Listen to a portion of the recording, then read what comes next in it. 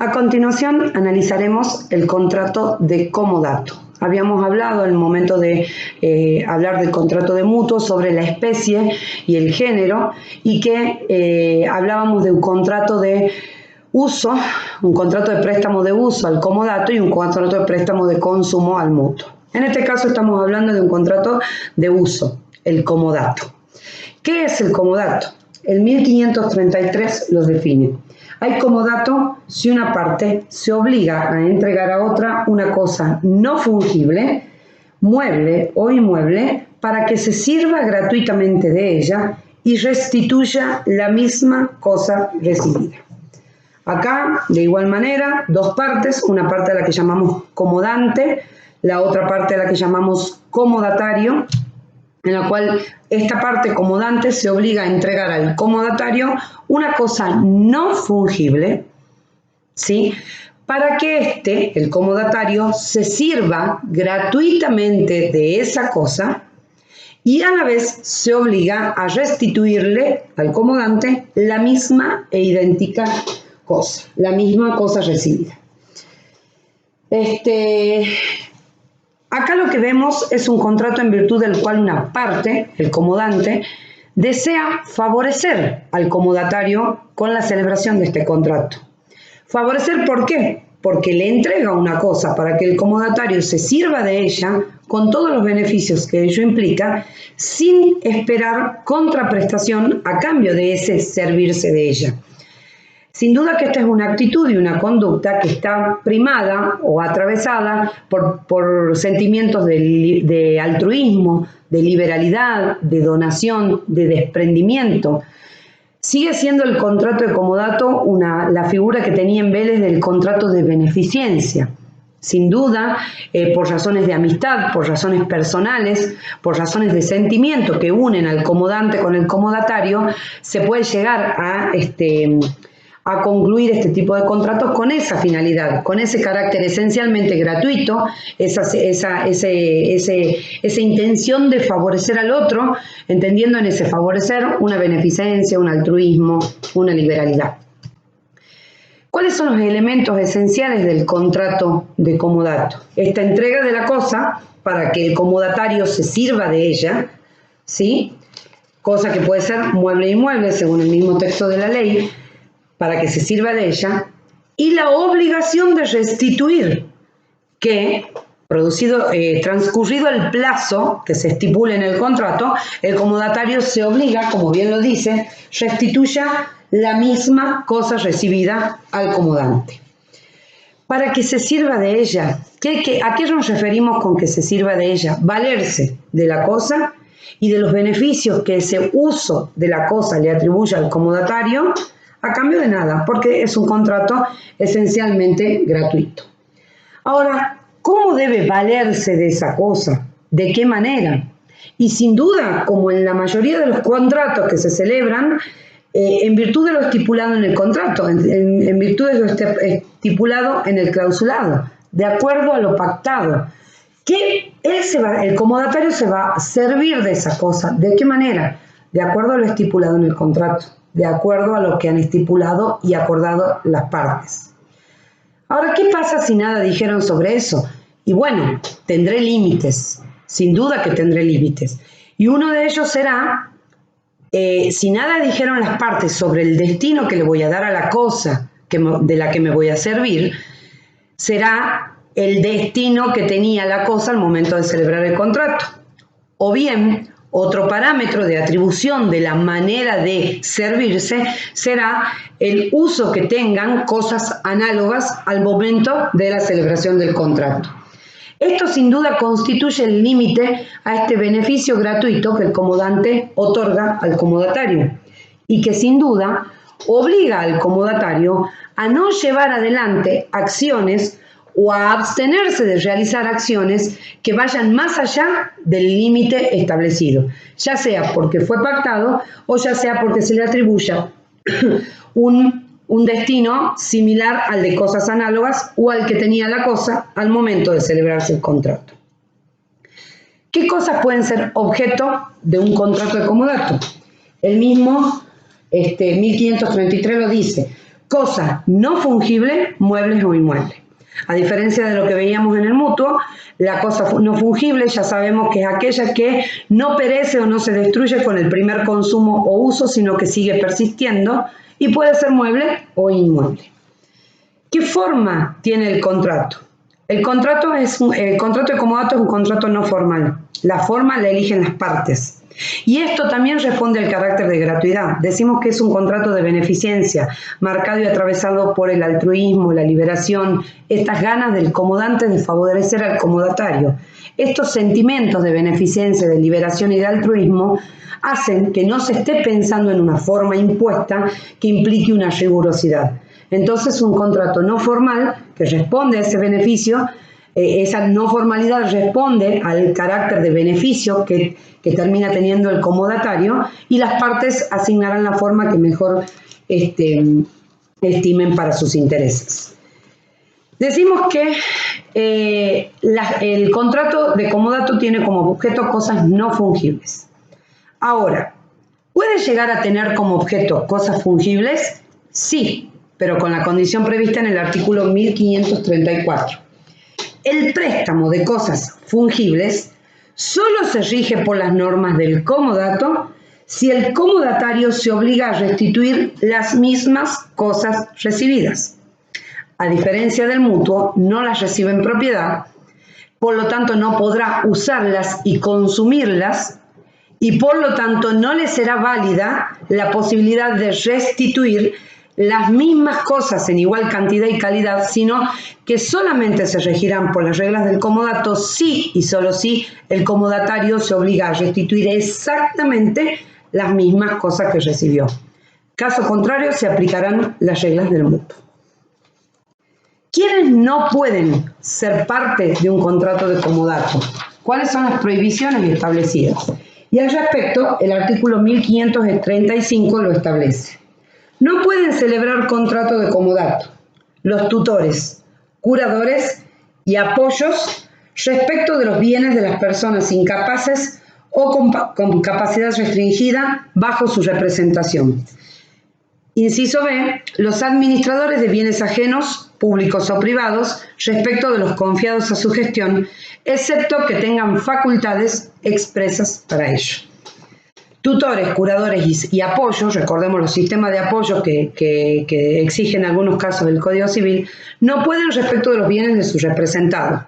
Esto tiene su razón de ser también en el carácter de gratuito, porque si sus representados le prestan, le otorgan en comodato bienes de manera gratuita, están perdiendo de ganar cierta ganancia si lo hacen bajo otra forma con la que podrían tener un rédito económico. Esto es una incapacidad de derecho absoluta, porque el Código establece que en ningún caso tutor, curador o apoyo de los bienes de los representados cuya representación detentan.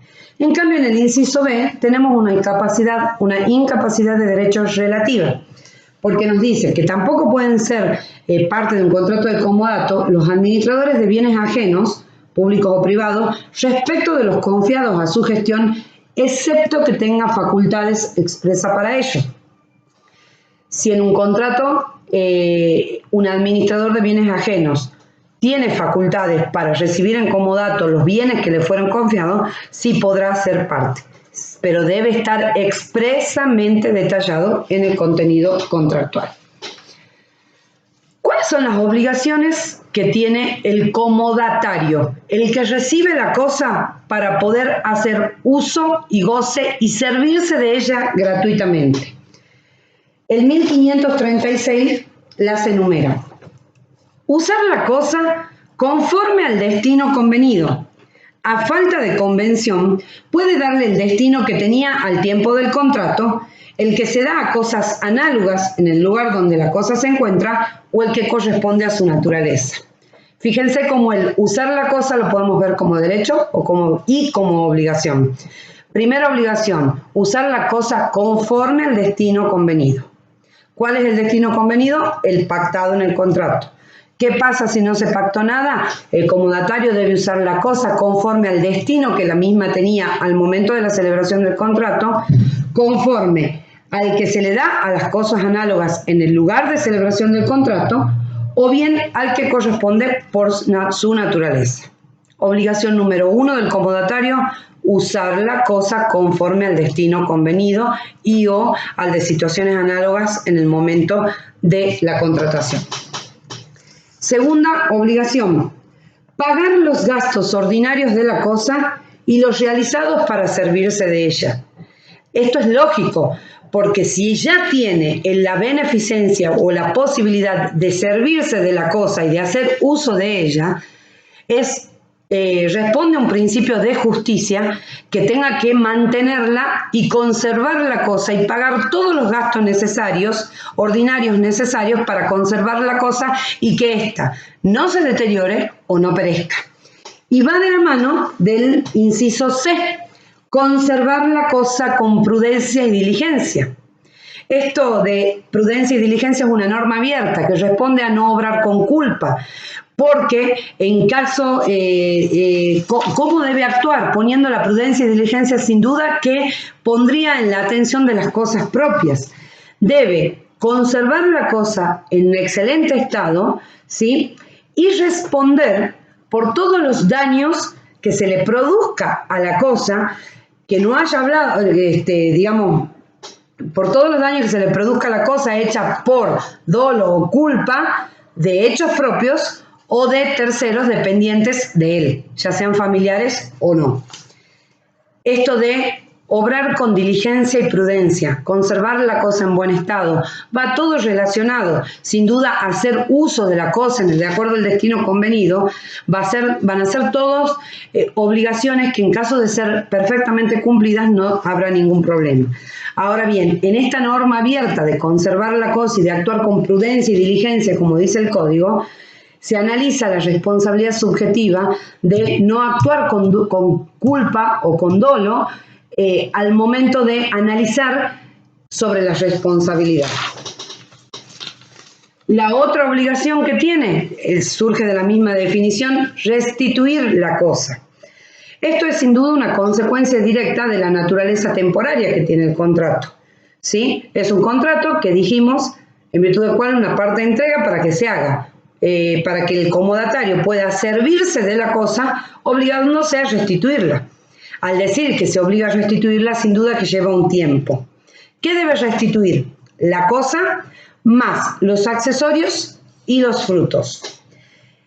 ¿En dónde? ¿En qué lugar y en qué momento? En lugar y en el momento convenido. ¿Qué pasa si nada se dijo? Se estará a la finalidad o a la satisfacción de la finalidad del comodatario. ¿Y cómo analizamos cuál es la finalidad? Y bueno, será una cuestión de hecho que el juez deberá analizar sobre qué actividad debía cumplir el comodatario al momento de servirse de la cosa. Y eso no es más lo que dice el inciso E, cuando dice restituir la misma cosa con sus frutos y accesorios en el tiempo y lugar convenidos. A falta de convención, debe hacerlo cuando se satisface la finalidad para la que se presta la cosa.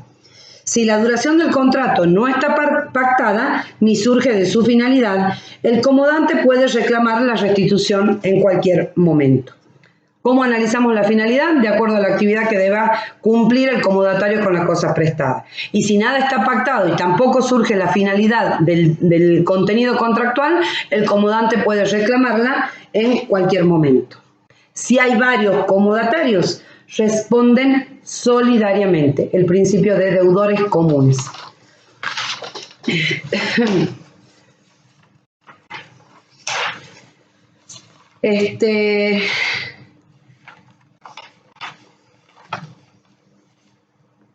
¿Qué pasa en el caso de la cosa hurtada o perdida? Cuando, en el caso de la cosa hurtada o perdida, lo establece el artículo 1537. Este es el supuesto en que el contrato de comodato tiene por objeto una cosa que es ajena. Ahora bien, ¿qué pasa cuando el comodante, qué pasa con el comodante y con el comodatario ante situaciones de cosas que es ajenas, de cosas que es ajena? El comodatario no puede negarse a restituir la cosa alegando que ella no pertenece al comodante, excepto que se trate de una cosa perdida por el dueño o hurtada a éste. Si el comodatario sabe que la cosa que se le ha entregado es hurtada o perdida, debe denunciarlo al dueño para que ésta la reclame judicialmente en un plazo razonable. El comodatario es responsable de los daños que cause al dueño en caso de omitir la denuncia o si pese a hacerla restituye la cosa al comodante. El dueño no puede pretender del comodatario la devolución de la cosa sin consentimiento del comodante o sin resolución del juez. ¿Qué pasa en este caso? Primero, el comodante no debe acreditar que es propietario de la cosa que entrega en propiedad. De la misma manera, el comodatario no puede negarse a devolverle y a restituirle la cosa al comodante alegando que no es propietario, salvo que tuviera fehaciente y comprobado conocimiento que la cosa le fue hurtada o sustraída al verdadero dueño, en cuyo caso el comodatario se ve obligado a notificarle al verdadero dueño tal situación para que el verdadero dueño reclame por la vía judicial que corresponde la restitución de la cosa. Responderá en el caso que omita hacer la denuncia o bien en el caso que aún haciéndola restituyó la cosa al comodante. El dueño de la cosa no puede pretender del comodatario la devolución sin el consentimiento del comodante o sin resolución del juez. Es decir, que tendrá que estar a las resultas del proceso o al consentimiento del comodante para poder recuperar la cosa. ¿Estamos? Este es en el único caso que el comodatario puede no devolverle la cosa al comodante, cuando toma conocimiento comprobado y fehaciente que la cosa le fue hurtada o sustraída al verdadero dueño. Si no, en ningún caso el comodante debe probar la propiedad y en ningún caso, salvo este que acabamos de mencionar, el comodatario puede negarse a restituirle la cosa.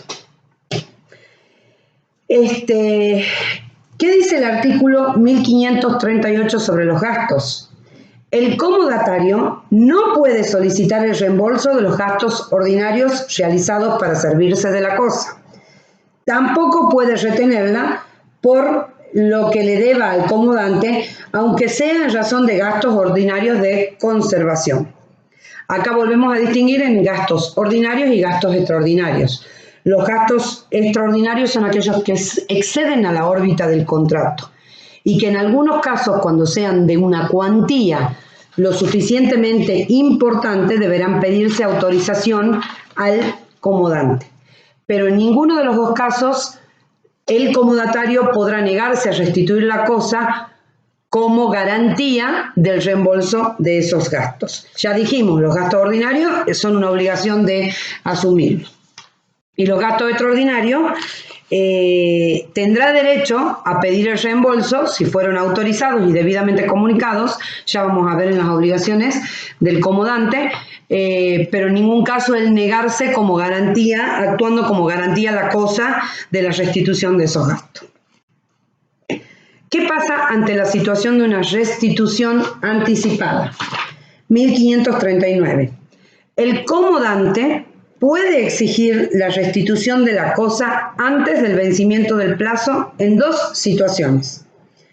Si la necesita en razón de una circunstancia imprevista y urgente, o si el comodatario la usa para un destino distinto al pactado aun cuando no la deteriore. Ya dijimos que el contrato se celebra por un plazo. El comodante tiene la obligación de respetar ese plazo.